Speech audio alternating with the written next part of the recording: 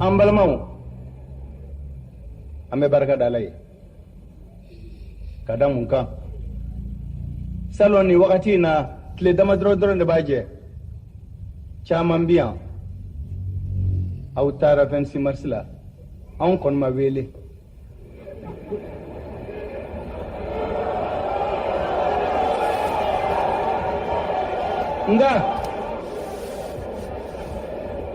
nga président Mahamudu Diko bele bɛ ka min fɔ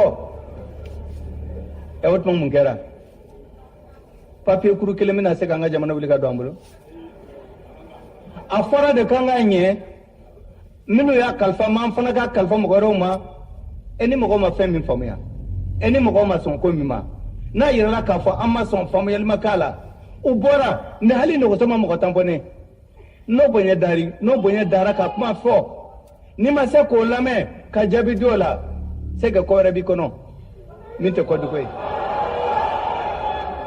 nka tabarikala Ala fo ka da mun kan ɲinan an sigilen bɛ kɛnɛ min kan an fana welela alhamdulilayi rabbil alamin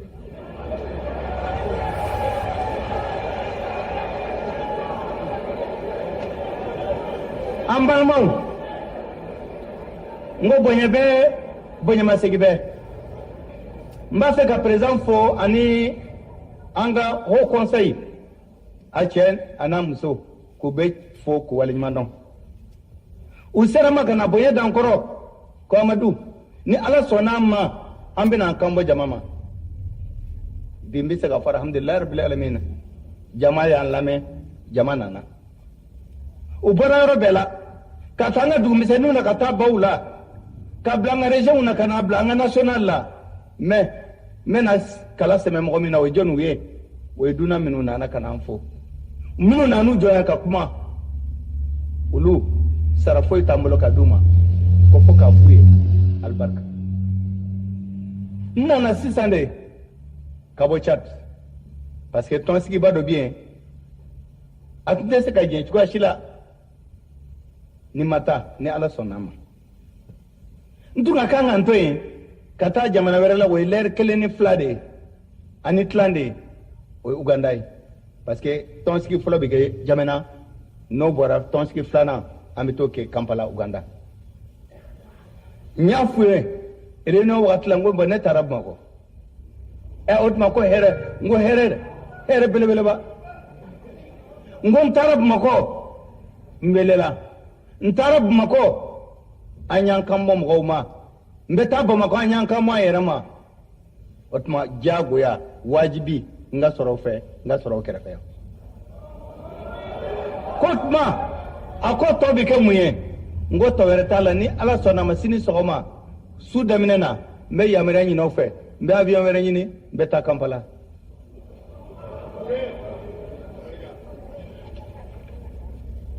Monsieur le Premier ministre, chef du gouvernement, Messieurs les anciens Premiers ministres, Mesdames et Messieurs les présidents des institutions de la République,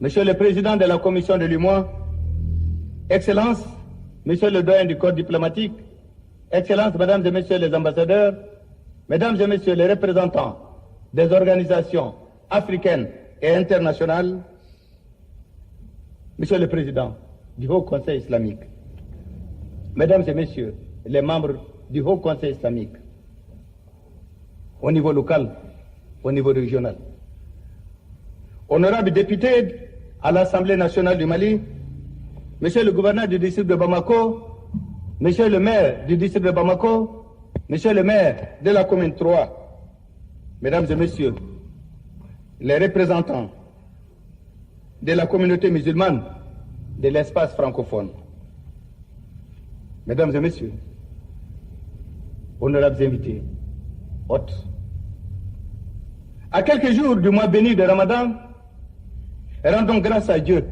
le Tout-Puissant, qui, dans sa miséricorde, nous a permis de nous retrouver ce jour vendredi béni, autour d'une question fondamentale, vitale et importante et d'actualité.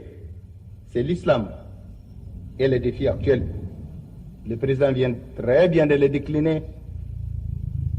Et avant et après lui, Djamou Touré nous a tracé les points et notre hôte nous a montré aussi sa voie. Rendons également grâce à lui pour avoir inspiré et assisté les organisateurs de cette 6e édition du colloque international des musulmans de l'espace francophone. À la suite de cette marque de reconnaissance et de déférence à l'endroit de notre Créateur, je voudrais adresser au nom du peuple malien, au nom de ses institutions, nos sincères remerciements d'abord à nos hôtes, à nos invités qui sont venus de près et qui sont venus de loin, mais qui ont répondu à notre invitation. Je voudrais également y associer le Haut Conseil islamique. À tous ceux qui ont fait le déplacement de Bamako, je souhaite la plus cordiale et la plus fraternelle des bienvenus. Ils sont ici, au Mali, à Bamako, chez eux. Le Mali qui vous accueille est une vieille terre de civilisation. L'islam, bien avant le 8e siècle, a largement contribué à l'enrichissement de ses valeurs culturelles, aussi bien que sociales. Des villes comme Tombouctou, la ville de 333 saints, Djenné la Pieuse, Dia, si je vais citer, je vais oublier. Et le Koulibaly vont m'en vouloir. Cependant, lorsque nous parlons de Tombouctou, je pense à Ahmed Baba, qui disait dans une très belle phrase, il dit que le sel vient du nord, l'or vient du sud. L'argent, ça vient des pays de blanc. Mais le conte joli et la parole de Dieu, on ne le trouve qu'à Tombouctou, je dirais au Mali. Entre autres sont ces villes qui sont nombreuses dans notre pays, qui sont les symboles de cette rencontre et du rayonnement de l'islam dans notre pays. Je vais aussi me réjouir de cette occasion solennelle, de la cohabitation si harmonieuse dont on nous envie entre les religions de notre pays et les liens fraternels que les chefs religieux de toutes les confessions confondues ont si tissé et surtout entretenu, et cela au quotidien. Pour nous, Maliens, non seulement c'est un réconfort, mais également une source de fierté. Permettez-moi de saluer, avec tout le respect dû à leur personne, la communauté religieuse du Mali. Monsieur le Président du Haut Conseil, honorables invités, mesdames et messieurs, un penseur contemporain, André Malraux, disait, je cite, « Le XXIe siècle sera religieux ou il ne le sera pas. » Alors que certaines idéologies matérialistes connaissent des difficultés, le premier terme de son alternance est en train de se réaliser à la faveur d'une progression remarquable du phénomène religieux. Je voudrais tout simplement dire en la croissance en Dieu.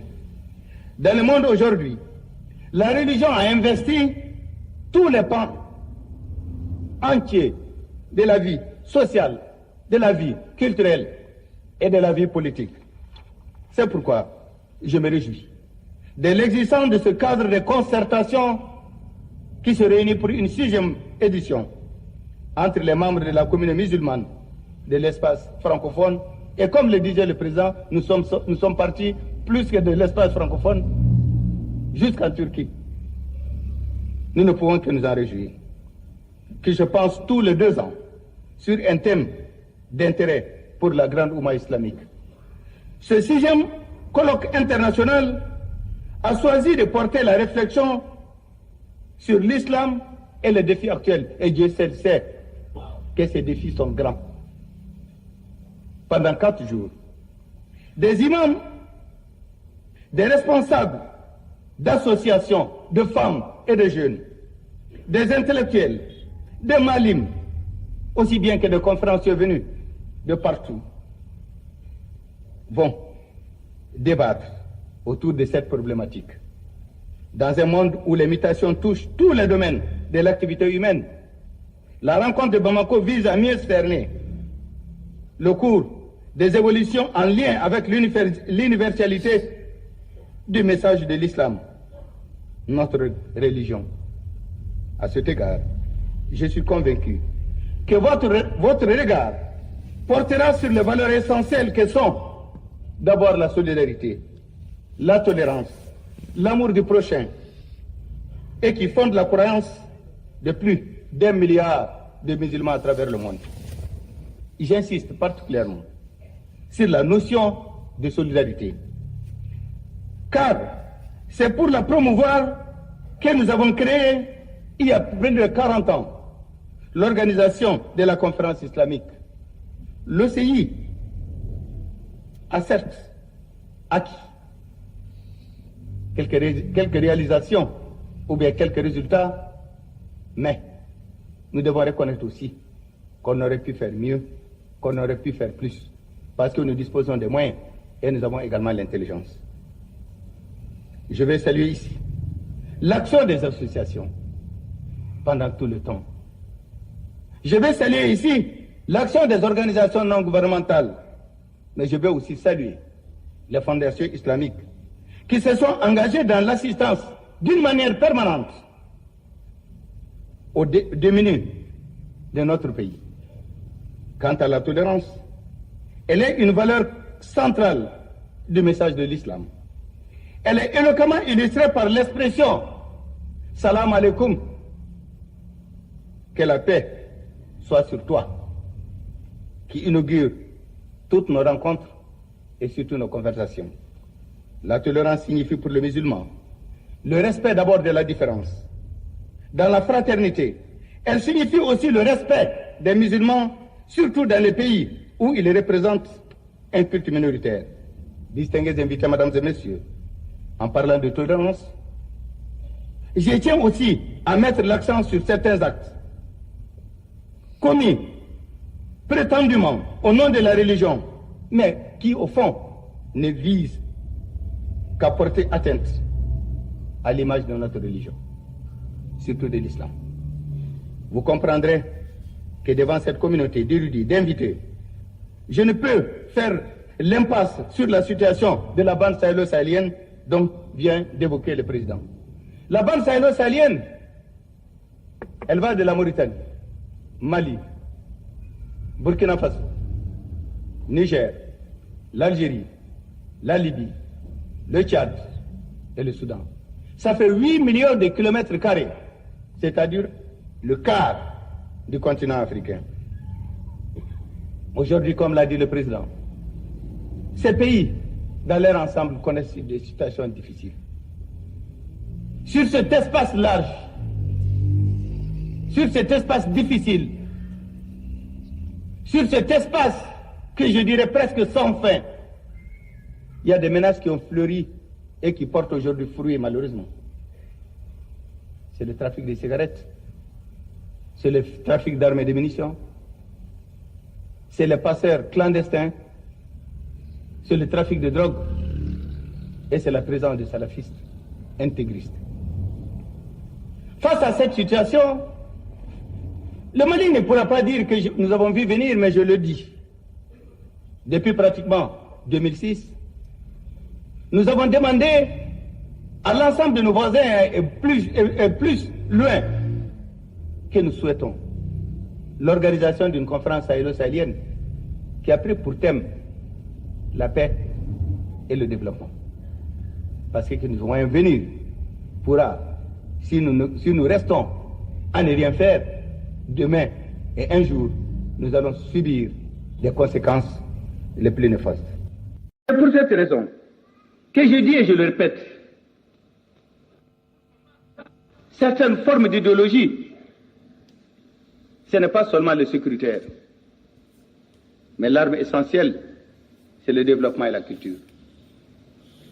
Mais ces développements et la culture doivent être obligatoirement accompagnés, aussi je le reconnais, par le sécuritaire pour la protection des personnes et des biens.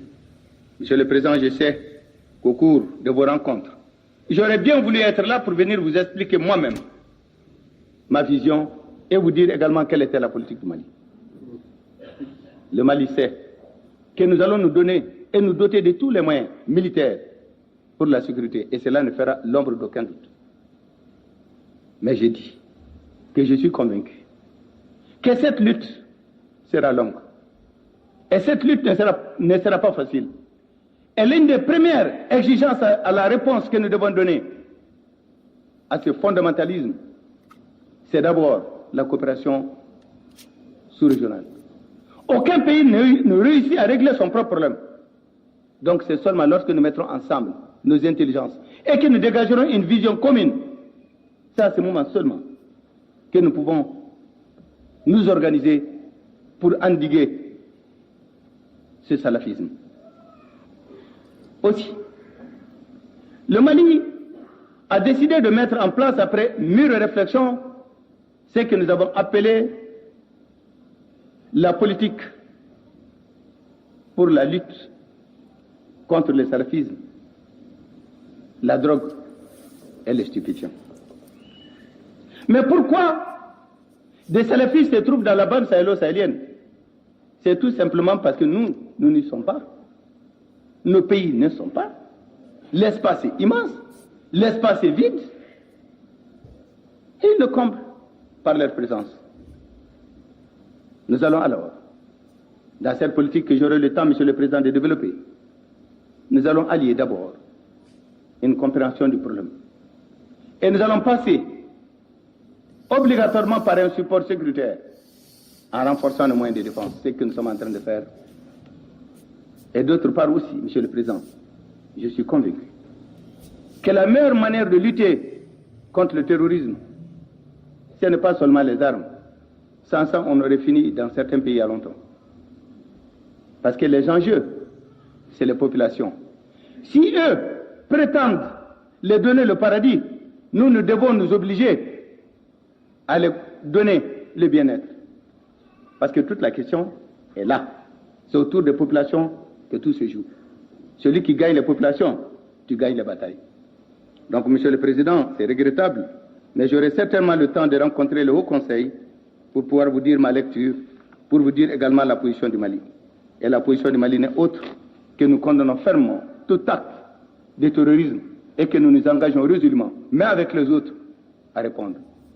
L'année dernière, presque à la même date, Monsieur le Président, nous avons eu des affrontements meurtriers avec certains salafistes. Je me rappelle encore, nous avons perdu 44 hommes, dont près de 4 ou 5 officiers. Certains nous ont dit, mais on dirait que le Mali ne veut rien faire. Donc le Mali constitue un peu, si vous voulez, le maillon faible du dispositif. J'ai dit, mais quel maillon? Il n'y a même pas de chaîne. Où voulez-vous trouver des maillons? Il n'y a rien du tout. Chacun est ce soir, chacun parle, chacun rejette la responsabilité sur l'autre, chacun croise les bras. Mais ici, il n'y a pas de chaîne. Comment voulez-vous qu'il y ait un maillon? Il n'y a absolument rien du tout. Tout le monde ne fait que parler. Nous répondrons, en tout cas, par un dispositif qui vient d'être mis à Alger. Un dispositif qui conjugue les efforts militaires et les moyens. Nous pensons déjà, c'est une voie intéressante, je dirais même une voie indispensable, qui pourra nous permettre demain, dans une coopération sous-régionale, de lutter contre le salafisme. Mesdames et Messieurs, chers parents, le dernier volet a trait au développement, comme je l'ai dit, des zones concernées, constitue une des clés du succès. Il s'agit de créer, pour les populations qui sont l'enjeu, comme je l'ai répété, des conditions de vie les meilleures. Mais, chers parents, Monsieur le Président, je vous dis que la meilleure arme, l'arme la plus redoutable, c'est vous, c'est la culture. C'est l'explication que vous donnerez. C'est les prêches que vous allez faire. C'est ce qui constitue la meilleure et la première arme. Pour ne pas qu'on donne une image à l'islam qui est loin de là. Honorables invités, Mesdames et Messieurs, je fonde l'espoir que de vos conclusions, et surtout que vos conclusions permettraient aux États membres de l'espace francophone, et même plus, de mieux appréhender les défis actuels que l'islam et le monde doivent relever. en vous souhaitant un agréable séjour à Bamako et un bon retour dans vos foyers respectifs. Je déclare ouvert le 6e colloque international des musulmans de l'espace francophone. Je vous remercie de votre très aimable attention.